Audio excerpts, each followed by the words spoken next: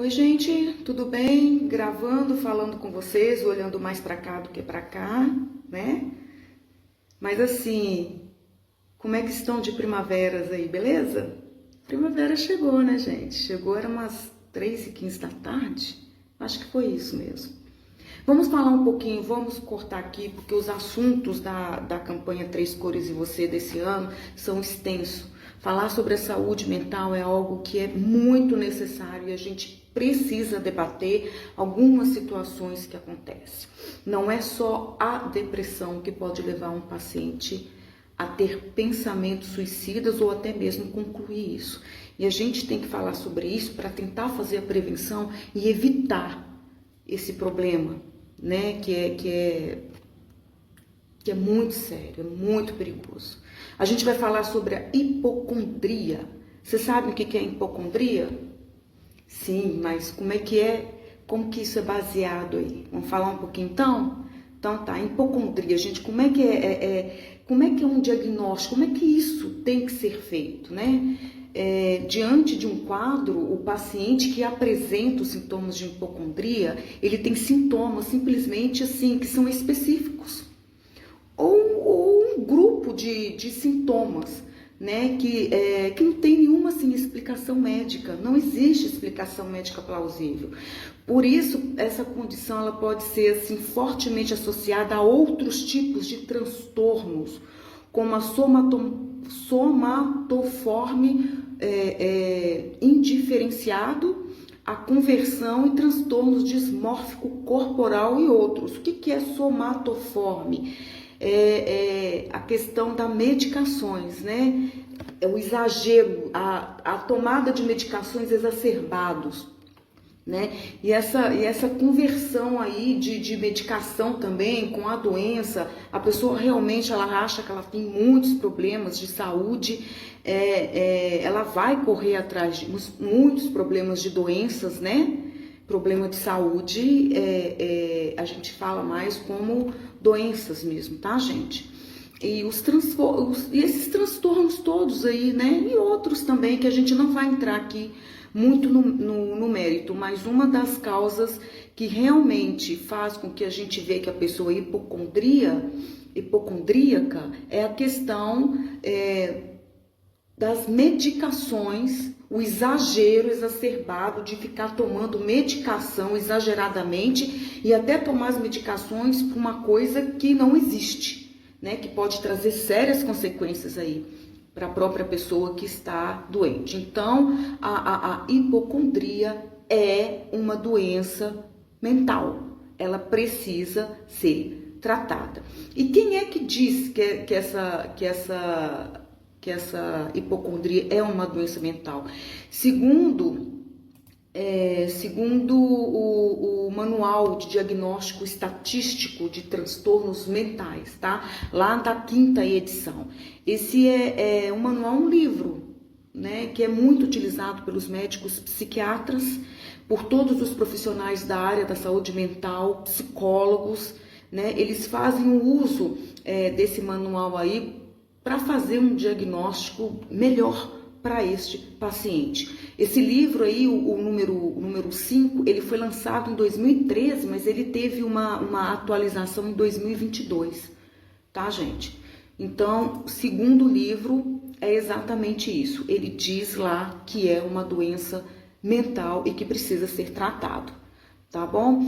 Gente, ele diz também que 75% dos pacientes que são hipocondríacos estão inclusos no diagnóstico de transtornos de sintomas somáticos.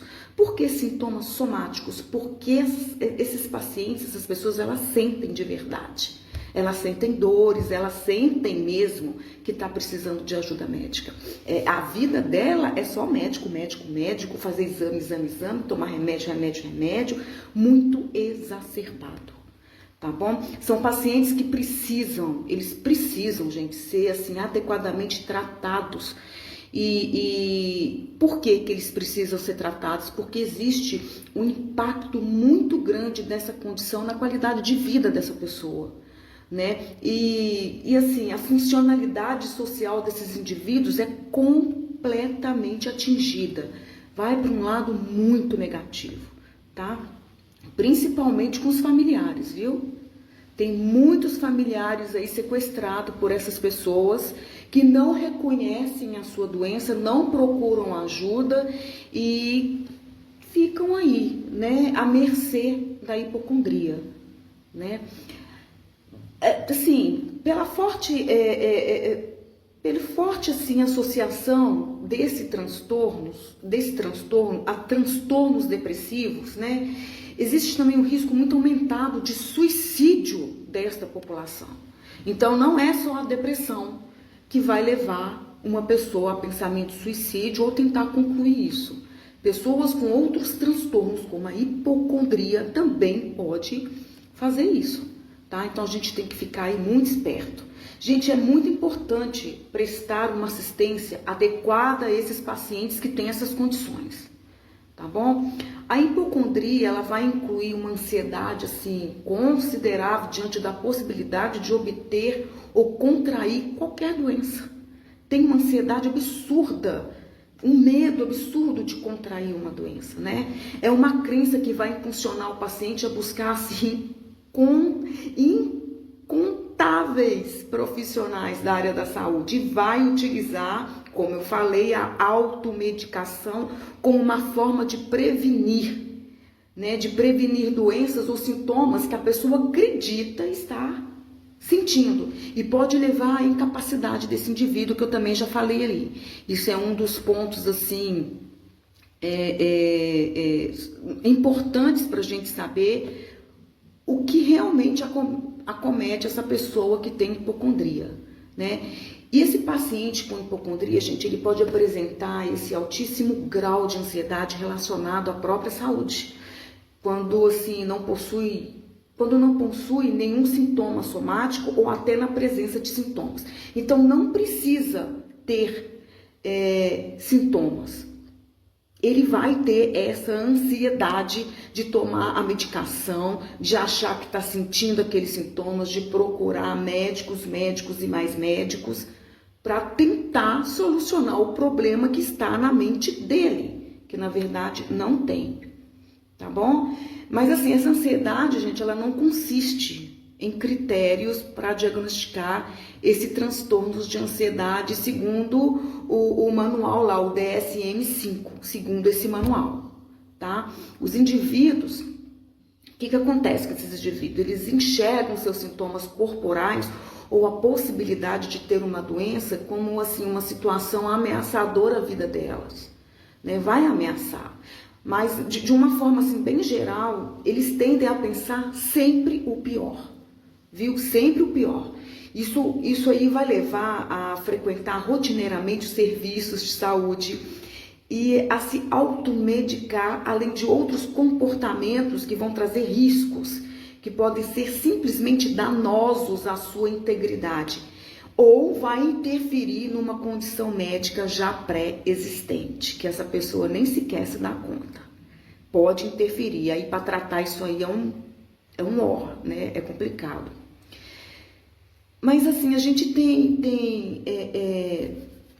um grupo, o grupo dos idosos, eles consistem em um grupo assim, etário em que deve ser muito bem observado de perto. Tem muitos idosos que estão com esses problemas aí também, viu?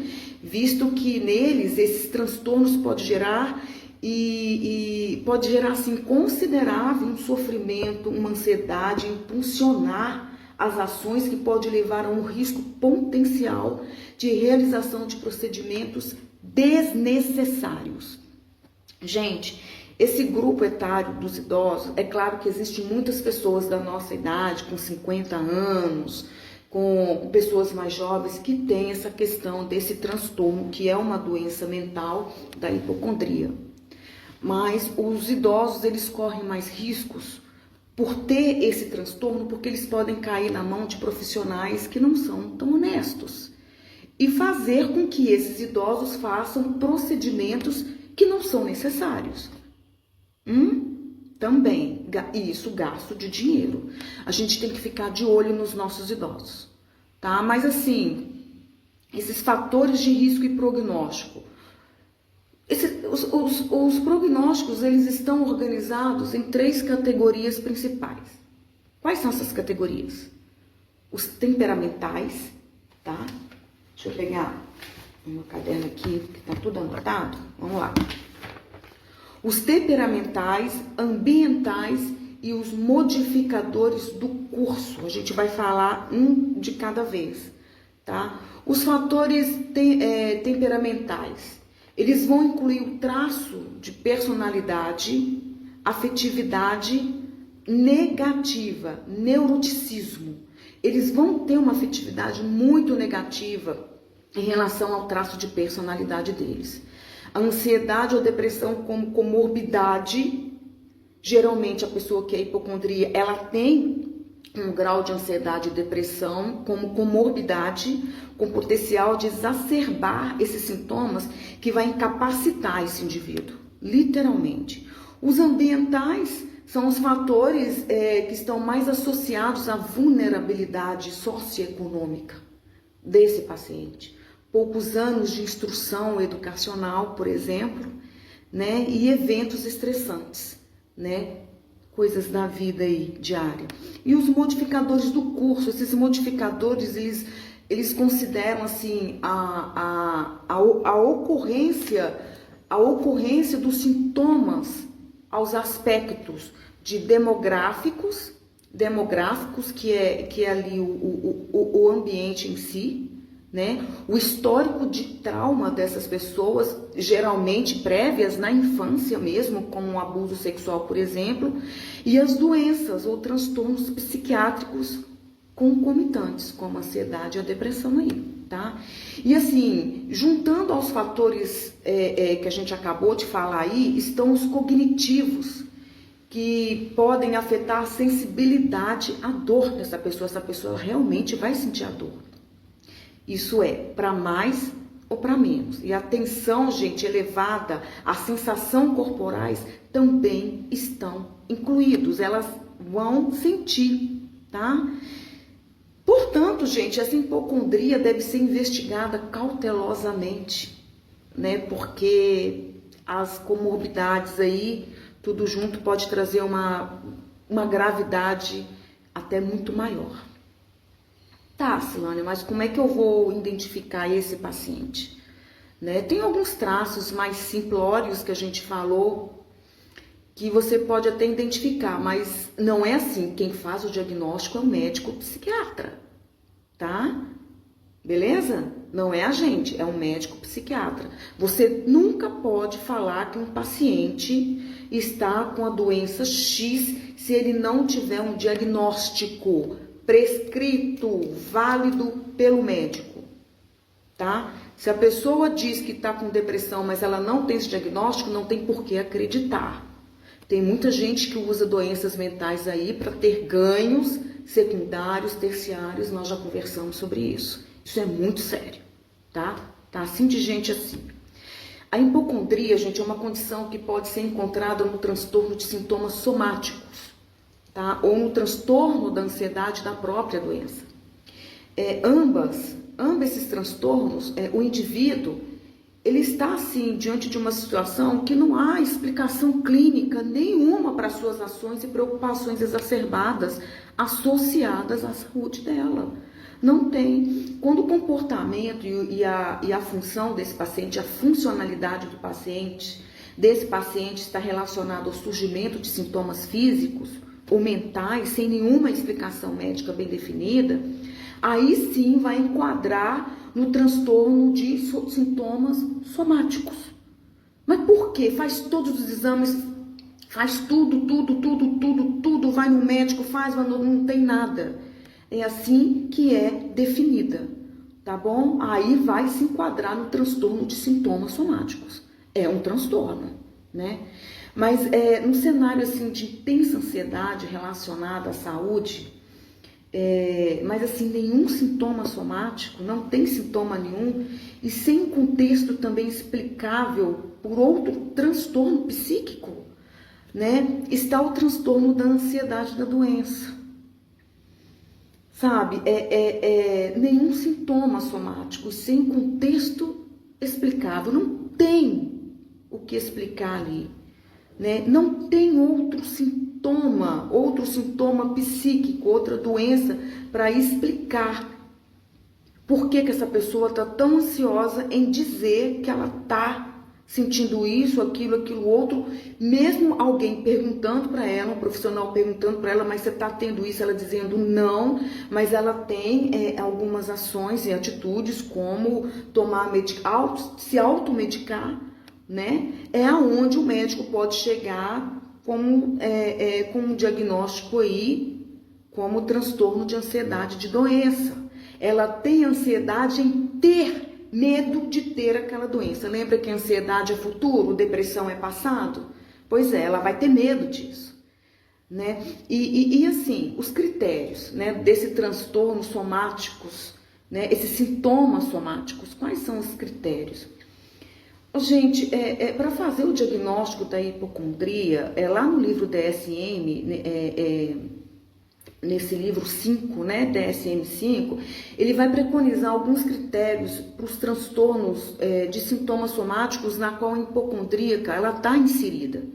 E os critérios são organizados em A, B e C, segundo a apresentação do caso. Vai depender de pessoa para pessoa. Lembra que cada pessoa é um indivíduo? Uma pessoa hipocondríaca não é igual a outra pessoa hipocondríaca, tá? Os dois serão tratados individualmente. Um é um, outro é outro.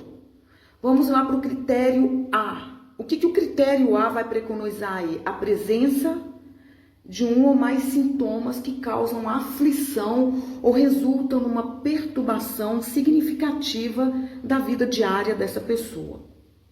Este é um ponto a ser investigado e avaliado. O critério B vai incluir os pensamentos, sentimentos ou comportamentos excessivos relacionados aos sintomas somáticos ou associados à preocupação com a saúde, manifestados pelo menos por um dos seguintes itens: pensamentos desproporcionais e persistentes, né, acerca aí da gravidade dos próprios sintomas, né?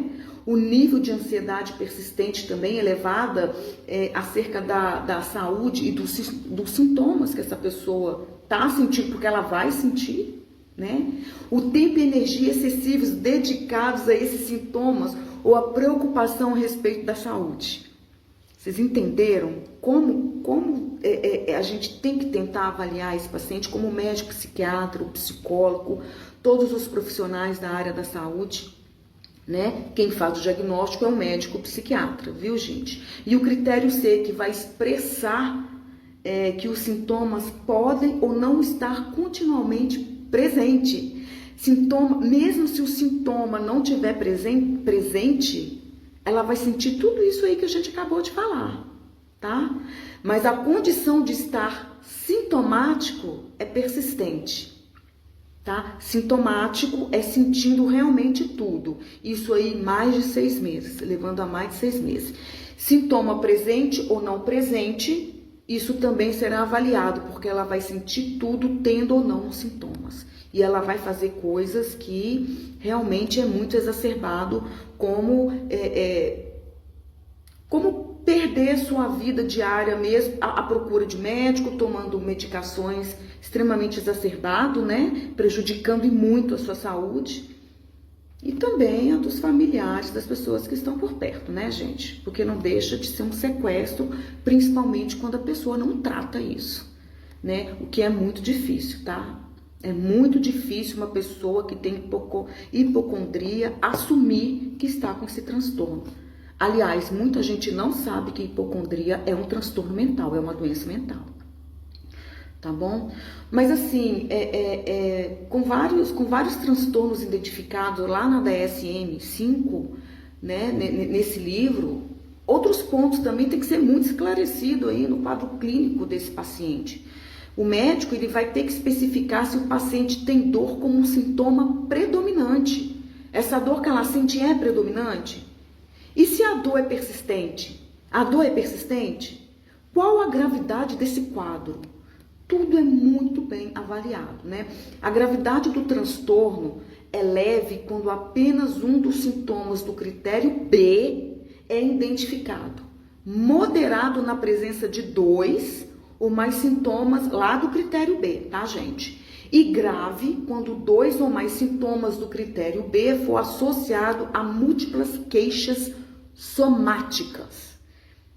Então, assim, é através do critério B é que a gente vai saber se o transtorno é leve, moderado ou grave, né? Se ela tem queixas demais de tudo, pode aí ter certeza, uma certa certeza aí, que a situação dela é grave, né? Mas a gente tem que lembrar, gente, é importante a gente lembrar que a hipocondria, ela pode ser uma das manifestações que podem surgir em pacientes com depressão, principalmente, tá? Juntamente com as queixas somáticas. Tem muita gente também que tem depressão que tá andando por aí procurando, né? Procurando médico, tomando as medicações exacerbadas, vai passando de um hospital para outro, médico e outro, e nada acha, ela continua a procurar algo que realmente não existe, mas ela sente. Isso é fato, ela sente. Assim, em uma minoria dos casos, gente, a minoria dos casos, os pacientes hipocondríacos, eles podem estar assim num hall assim de pacientes que possuem transtornos de ansiedade da doença, tá? Que vai consistir assim, basicamente numa preocupação excessiva de ter ou contrair alguma doença grave e podem cursar ou não com sintomas somáticos. Minoria dos casos, né? A gente fala que tem muita gente aí, mas é um jeito de dizer tem muita gente, mas existe essa minoria aí, tá? Desses hipocondríacos, deles estarem num hall de pacientes que vão possuir esses transtornos de ansiedade, de doença, né? E realmente vai trazer aí uma preocupação excessiva para eles de ter ou não, de contrair ou não uma doença que vai cursar os sintomas somáticos, né? Pacientes com transtorno de ansiedade, é a minoria, tá, gente? Ansiedade é um transtorno mental, depressão é outra, tá? Ansiedade pode levar à depressão, tá bom?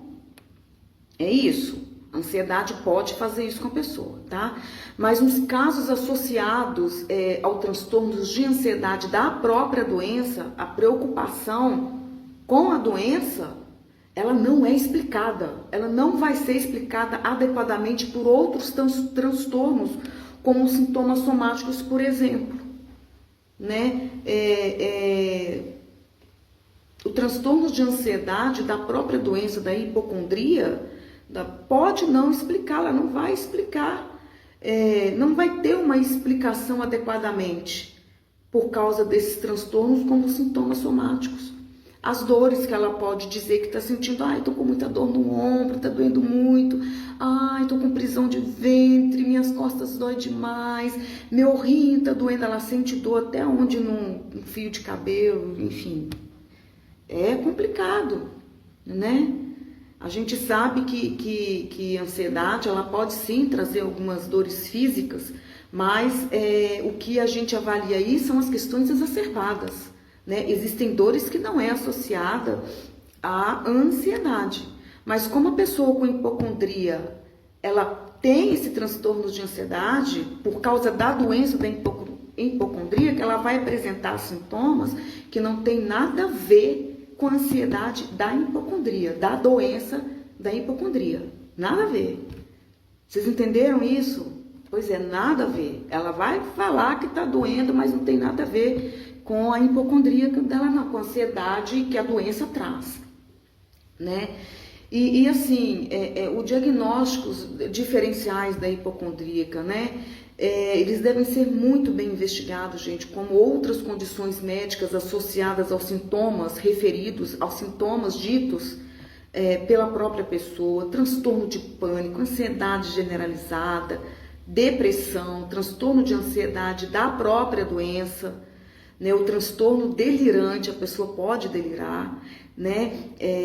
São diagnósticos diferenciados aí, tem que avaliar tudo, né? O dismórfico corporal a questão da própria medicação, das próprias dores que ela sente, sintomático, não sendo sintomático, e ela tá ali sempre dizendo que tá com dor, que tem que tomar a medicação, e o transtorno obsessivo compulsivo, né? Isso tudo aí são diagnósticos diferenciais da hipocondria. Tá? Então, o médico ele vai investigar tudo, tá bom? É muito sério, viu, gente? Isso é muito sério. Mas ela tem cura? A hipocondria, ela tem cura? Gente, não há, assim, atualmente, uma cura para essa doença. Mas o tratamento para essa condição, ela deve ser realizado, assim,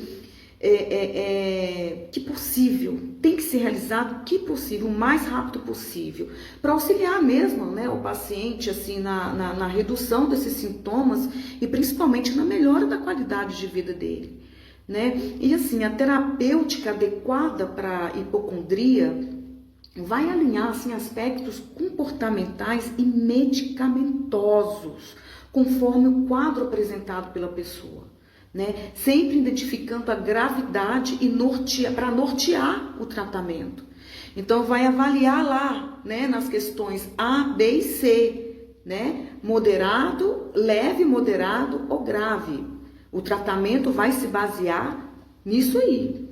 E os aspectos comportamentais, principalmente, são comumente tratados com o uso da terapia cognitiva comportamental, né? Porque essa terapia de exposição, embora não exista assim um alto grau de evidência da eficácia dela em longo prazo, ela pode ser muito benéfica para esse paciente, porque afinal de contas vai tratar dos aspectos comportamentais dele, né? Que é muito importante também. A terapia medicamentosa, gente, ela tem sido realizada com a pimosida. Pimosida, isso mesmo, com a pimosida, um fármaco antipsicótico amplamente utilizado como medicamento de escolha, tá? Mas assim, existem múltiplos grupos que defendem o uso de antidepressivos como a fluoxetina e a amitriptilina ou da risperidona, que é um outro antipsicótico, né? Isso são utilizados aí para tentar ajudar esse paciente, né? E qual que é a dica, gente? E qual que é a dica para atender um paciente com hipocondríaco? Né? Para quem é da área da saúde aí, né? O médico psiquiatra, ele já sabe disso, mas é bom a gente falar para outros profissionais que têm especialização em saúde mental. Não é o meu caso, mas a gente estuda um pouco para poder passar isso para vocês, né? O paciente com essa condição, gente, ele tende a ser assim um usuário constante de serviços médicos, na tentativa de aliviar sua preocupação com a própria saúde, e assim em todos os aspectos. Por isso eles podem assim chegar ao consultório do médico informando que já procuraram milhares de profissionais em outras ocasiões e não obtiveram nenhum sucesso no diagnóstico ou tratamento da condição. Porque isso da cabeça dele, é o medo que ele tem de pegar uma doença, de ter uma doença, é a ansiedade da doença, né? Não vai encontrar, mas ele não vai assumir isso, ele tá doente, ele não vai enxergar, não tá na consciência dele isso. Mas assim, quando a gente escuta a história dessas pessoas, né, ao ver a história que vai representar a clássica queixa desses pacientes hipocondríacos, essa é a clássica queixa, né, de falar que foi em diversos médicos e não conseguiu resultado nenhum, né? É necessário, gente, que o profissional da área da saúde, o médico, o psiquiatra, né, estabeleça uma relação de confiança com esse indivíduo. É importante ele confiar na gente, é importante ele confiar no profissional que vai tratá-lo, né? E assim, a gente tem que ajudar esse hipocondríaco, essa pessoa hipocondríaca a sair dessa condição, né? E assim, em primeiro lugar, gente, é necessário que o médico converse com o paciente, né? Que o profissional da saúde converse com o paciente no intuito de esclarecer e enfatizar que a hipocondríaca que a hipocondria ela é um problema de saúde que precisa ser abordado adequadamente, assim como qualquer outra condição de saúde. Sim. E se você não é médico, você é outro profissional, encaminhe essa paciente para um psiquiatra. Muitas vezes ela não vai aceitar, porque ela não vai assumir isso de que ela é hipocondríaca. É muito difícil uma pessoa assumir um problema de saúde mental, um problema de doença mental quando ela tem. Geralmente, a grande maioria das pessoas que têm problemas de doenças mentais, seja ela como uma ansiedade ou outros transtornos que a gente sabe que tem, é difícil a pessoa assumir, tá? Ela faz o que faz, mas não quer assumir de jeito nenhum, ela não consegue ver o problema, ela não consegue enxergar isso, tá bom? Né? E assim, gente, a gente precisa, né, reconhecer que esse sofrimento, ele é autêntico nessa pessoa, tá? Independentemente dele estar associado ou não a outra condição médica, não interessa. Essa associação, gente, ela é inclusive, ela não é excludente, ela não exclui, tá? O diagnóstico da hipocondria, tá? Essa associação, ela não vai excluir o diagnóstico da hipocondria, viu? Então, o sofrimento desse paciente é autêntica. Então, tem que investigar. E a gente, encaminhando, a gente precisa encaminhar para o médico psiquiatra. Ou a sugestão, né? O psicólogo vai dar uma sugestão de terapia que pode ser recebido assim com muita surpresa diante desse paciente aí. E a recusa desses indivíduos, como eu falei, é difícil, eles vão se recusar, né? Fazendo assim com que se sintam desacreditados ou invalidados pelo médico, né? E dessa forma, gente, eles vão agir assim. Dessa forma, a gente precisa agir com cautela na abordagem desse paciente. É engraçado que ele vai ao médico, quer evitar certa doença, tem medo quando a gente fala que ele tem uma doença de problema, ele não aceita, né? O problema de doença mental não é aceitável por esse paciente, né? Mas se você vira para ele e fala que ele tem um câncer, ele vai aceitar. Ele vai aceitar isso. Não é engraçado? Olha o que é a mente da pessoa. A mente mente muito. Problemas de doenças mentais, elas devem ser tratadas, porque isso incapacita qualquer ser humano, né? E se a pessoa não trata, ela sequestra a família inteira. A família inteira tem que ser envolvida no tratamento para eles saberem o que fazer, para eles não serem sequestrados, porque é uma situação muito dolorosa para todo mundo, né? E assim, gente, é importante ainda a gente estar atento com o fato de que um indivíduo com hipocondria, ele pode, assim, ser acometido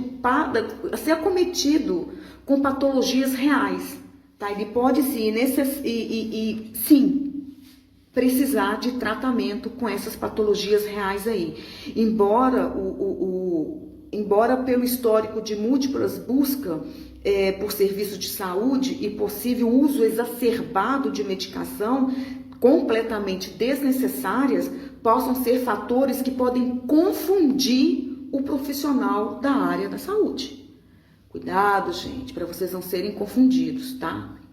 Viu? O histórico de múltiplas buscas por médico, por serviços de saúde, uso excessivo, exacerbado de medicamento, podem confundir os fatores, esses fatores aí da hipocondria, tá? Os sintomas que o paciente apresenta, eles devem ser devidamente investigados.